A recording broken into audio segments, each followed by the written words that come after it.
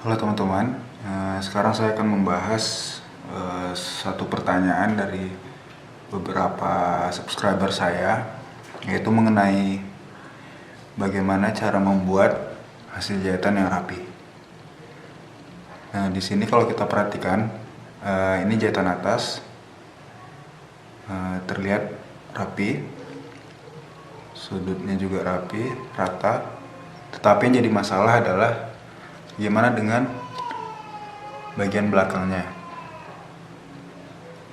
Ini merupakan pertanyaan dari beberapa orang. Nah, di sini saya akan membahas dan memberikan tips bagaimana cara agar hasil jahitan depan dan belakang itu sama-sama rapi. Oke. Di sini saya akan mempersiapkan dulu bahan yang akan kita kerjakan sebagai contoh. Di sini saya akan menggunakan kulit nabati atau vektan. Di sini ini buffalo vektan, ketebalan 1,8 sampai 2 mili. Sebenarnya yang menjadi penyebab ketidakrapian bagian belakang itu adalah hasil dari pembolongan dengan menggunakan breaking iron. Jadi di beberapa kasus itu penyebabnya bisa jadi pada kita saat membuat bolongan itu si breaking iron itu tidak vertikal.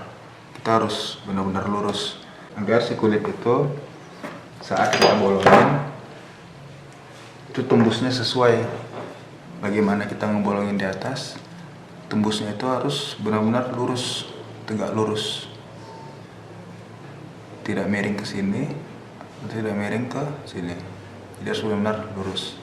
Nah, bagaimana caranya supaya hasilnya itu benar-benar lurus? Nah, saya akan memberikan beberapa trik.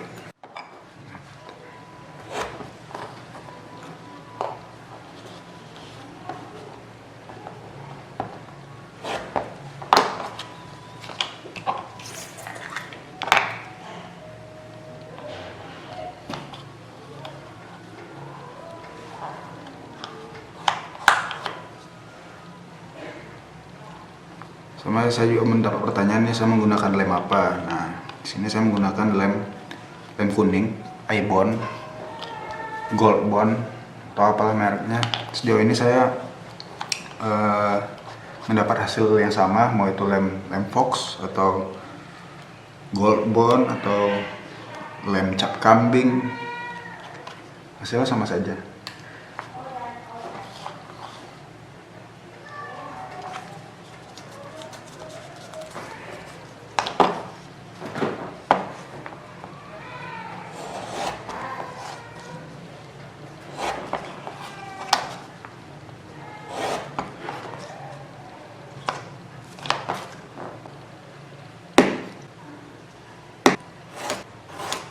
Nah, di sini bahan sudah saya lem dan sudah saya kasih garis buat alur jahitan.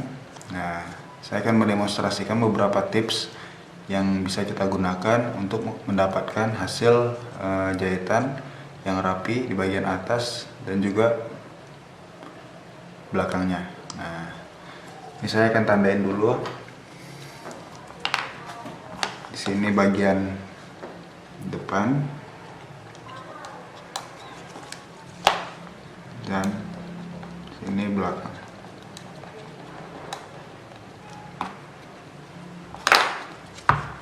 Ini depan, ini depan, dan ini belakang. Trik pertama yaitu dengan cara membolongkan tembus langsung dari depan sampai ke belakang dengan memperhatikan sudut kemiringan si breaking iron. Kunci utamanya adalah melakukannya dengan benar-benar vertikal.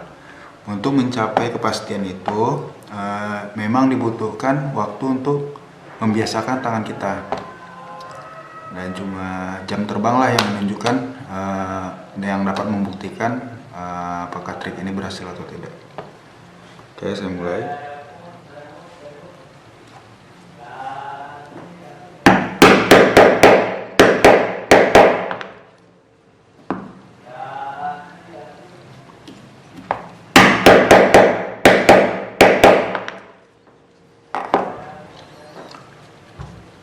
Ini hasilnya, ini depan dan ini belakang.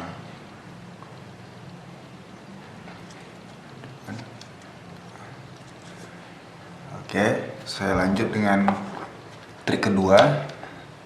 Trik kedua itu dengan cara membolongkan satu layer paling atas terlebih dahulu. Jadi di sini terdapat 2 layer. Nah, kita bolongin yang layer pertamanya aja. Dan selanjutnya untuk membolongkan bagian belakangnya kita menggunakan awl. Oke, saya akan demonstrasikan. Jadi kita tidak perlu memukul terlalu kuat, cukup membolongkan bagian atasnya saja. Kalau kita lihat ini belakangnya juga, oke, tidak ada tembusan di line yang kedua. Saya lanjutin.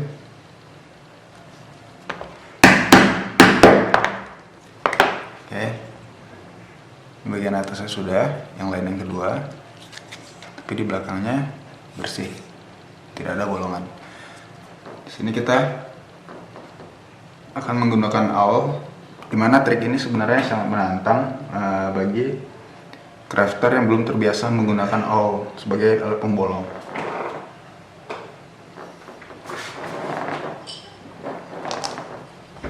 Di sini saya ada awl. Mereknya Osborne, ini pemberian dari teman. Di sini kalau kita perhatikan, awl ini bentuknya itu diamond shape. Jadi awl itu ada yang diamond shape, ada juga yang round atau bulat seperti ini. Nah, kita harus sesuaikan sama bentuk bolongan bagian atas. Nah, di sini kita menggunakan yang diamond shape. Jadi awalnya harus yang diamond shape juga. Oke, saya akan demonstrasikan cara membolongkan layer belakangnya. Tinggal kita bolongin tembus sampai ke belakang dengan memerhatikan posisi tangan kita yang harus tegak lurus dengan kulit.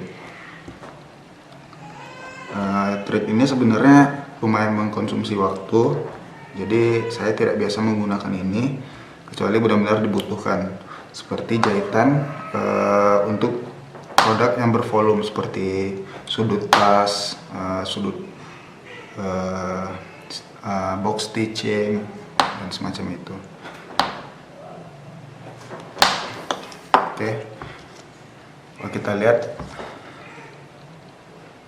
begini hasil bolongannya.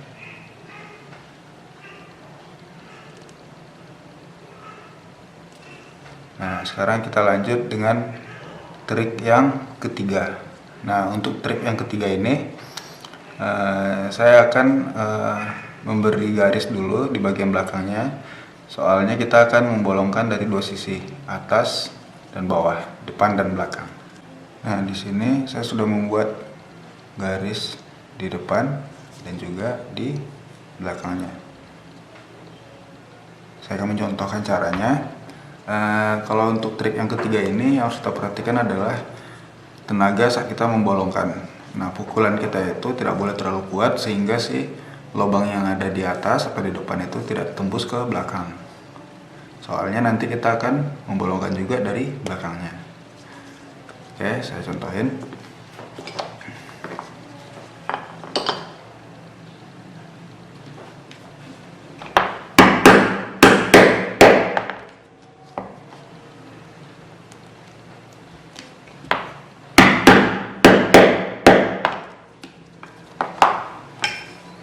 Oke, ini line ketiga, bagian atas sudah bolong, bagian bawah tidak tembus. Nah, sekarang kita harus membolongkan dari bagian belakang. Yang harus diperhatikan untuk trik ini juga, titik dimana kita akan memulai bolongan pertama. Soalnya itu harus sejajar dengan bolongan yang pertama di depan. Kalau tidak, lubang atas dan bawah tidak akan ketemu dan nanti akan susah untuk dijahit. Kalau saya triknya untuk menentukan lubang itu, saya akan tembuskan dulu 1 jarum di ujung-ujung. Jadi di ujung pertama tembuskan, jadi akan ada titik di sini, lalu di lubang ujung satu lagi. Oke, setelah itu kita tentuin dulu titik-titik pembolongannya dengan cara ditandain saja tanpa harus dipukul. Bentar. Oke, tinggal kita tandain seperti ini.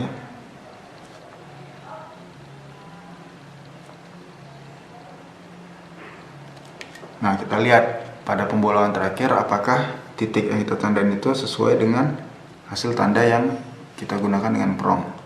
Kalau sudah sama, baru bisa kita lanjutkan untuk pembolongan bagian belakangnya. Di sini saya akan mencontohkan cara pembolongan bagian belakang untuk line ketiga.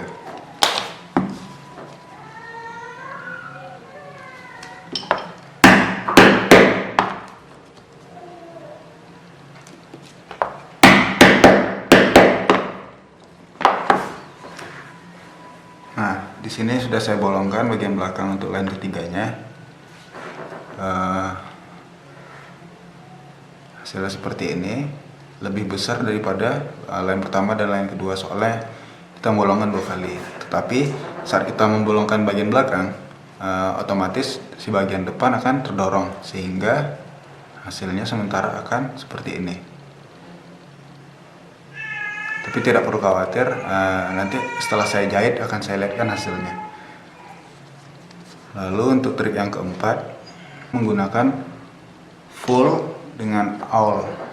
Jadi si pricking iron ini hanya kita gunakan untuk memberikan titik-titik. Akan saya contohkan.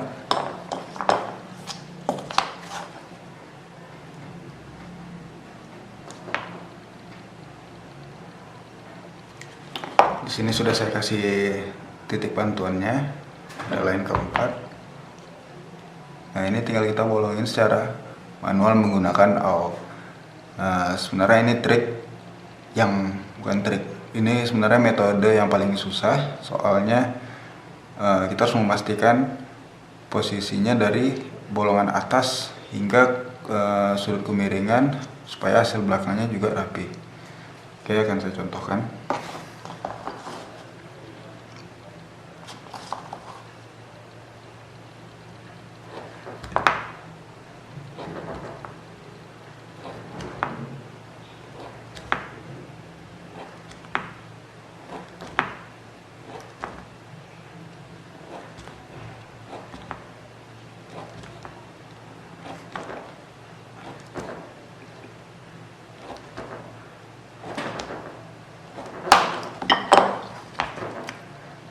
Ini hasil bolongan atasnya, depannya, dan ini hasil bolongan belakangnya. Oke, akan saya jahit semua dulu. Setelah itu akan kita bahas bagaimana hasilnya. Jadi ini bagian depannya. Kalau kita perhatikan hasilnya, yang ini dibolong tembus, yang kedua ini dibolongin bagian atasnya dengan pricking iron lalu ditembuskan menggunakan awl. Yang ketiga ini menggunakan pricking iron, dibolongin dari sisi depan dan sisi belakang. Untuk yang keempat ini full menggunakan awl dengan ditandai terlebih dahulu menggunakan pricking iron. Kalau kita perhatikan hasil bagian depan ini, untuk yang pertama dan kedua ini sama persis, lebih kurang. Yang ketiga ini kalau kita perhatikan jahitannya lebih pendek sedikit. Untuk yang keempat ini benar-benar berbeda. Soalnya kembali lagi, untuk yang keempat ini benar-benar berbeda. Dan untuk bagian belakangnya, yang pertama ini dan yang kedua lebih kurang hampir mirip, tetapi yang kedua ini lebih lurus, dan yang ketiga ini lebih angle, dan arah angle-nya juga berbeda. Nah, kalau kita perhatikan yang 1 dan 2 ini kemiringannya seperti ini. Sedangkan yang ketiga ini kemiringannya seperti ini. Dan yang keempat, ini kelihatannya lebih lurus hasilnya, tidak ada kemiringan. Tapi di sini kalau kita perhatikan ada beberapa kesalahan saya, yaitu seperti bagian ini dan bagian ini ada yang tidak lurus. Nah, itu hal yang biasa, soalnya ini kerja tangan, tidak akan mungkin 100% selalu benar gitu. Jadi intinya gunakanlah metode yang sesuai dengan keinginan kita untuk mencapai hasil yang sesuai dengan selera kita. Soalnya kerjaan seperti ini tidak ada benar salahnya, yang penting sesuai dengan selera kita. Yang ingin saya tekankan lagi, kenapa sih hasil jahitan belakang ini bisa berbeda-beda, depan dan belakang bisa berbeda-beda. Nah, itu semuanya tergantung lubangnya. Ini saya akan menjelaskan lebih lagi. Jadi terkadang hasil jahitan kita itu bagian belakang itu benangnya ada yang pendek, ada yang panjang. Walaupun dia lurus, tapi kadang dia ada yang kok lebih pendek, ini panjang ya. Gitu. Nah, di sini saya akan menjelaskan kenapa hal tersebut bisa terjadi. Nah, di sini kalau kita perhatikan, saya akan membuatkan bentuk hasil lubang jahitan, di mana lubang jahitan itu ada yang tembus maksimal, yaitu lubangnya lebih besar, atau kurang tembus, atau lubangnya kecil. Nah, di sini saya akan membuat yang lubangnya kecil dulu. Nah, di sini saya mau bikin anggap saja ini diamond shape, oke?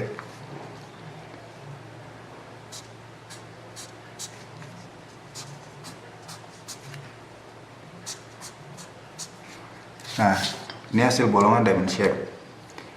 Nah, dengan jarak yang sama antar lubang, kita bikin lagi yang lubangnya yang agak lebih besar.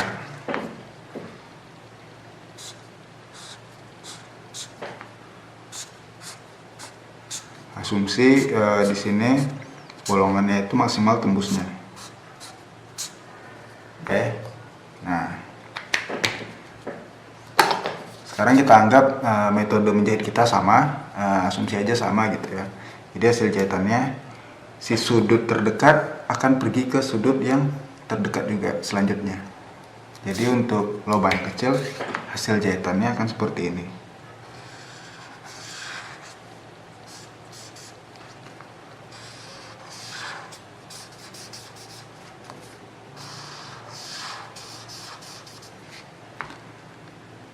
Sedangkan yang untuk jahitan lubang yang lebih besar, jahitannya akan seperti ini.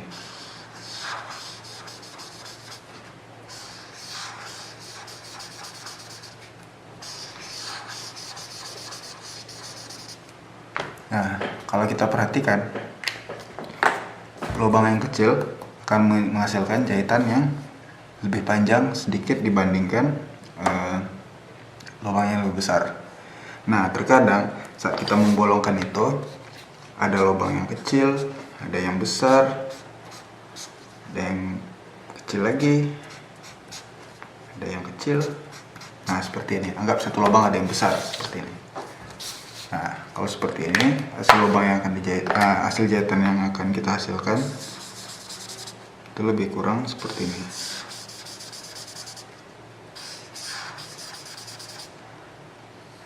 Dimana kalau kita perhatikan, si jahitan ini pendek, panjang.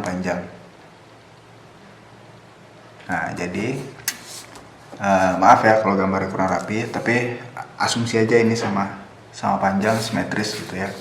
Cuma intinya itu, jadi hasil jahitan kita itu 100% dihasilkan dari lubang yang kita bikin dan metode bagaimana kita menjahitnya. Jadi itu saja tips atau sharing knowledge dari saya mengenai bagaimana cara membuat hasil jahitan yang rapi. Yang perlu saya tekankan sekali lagi, hasil kerja kita, karya tangan kita, itu ditentukan berapa lama kita menghabiskan waktu untuk mempelajari dan mendalami tekniknya. Walaupun kita tahu teorinya, pada prakteknya kembali lagi berapa lama kita membiasakan diri kita dalam mengerjakan leather crafting ini. Jadi ya semua masih sama-sama belajar, semoga tetap semangat. Sekian dari saya, sehat selalu, terima kasih.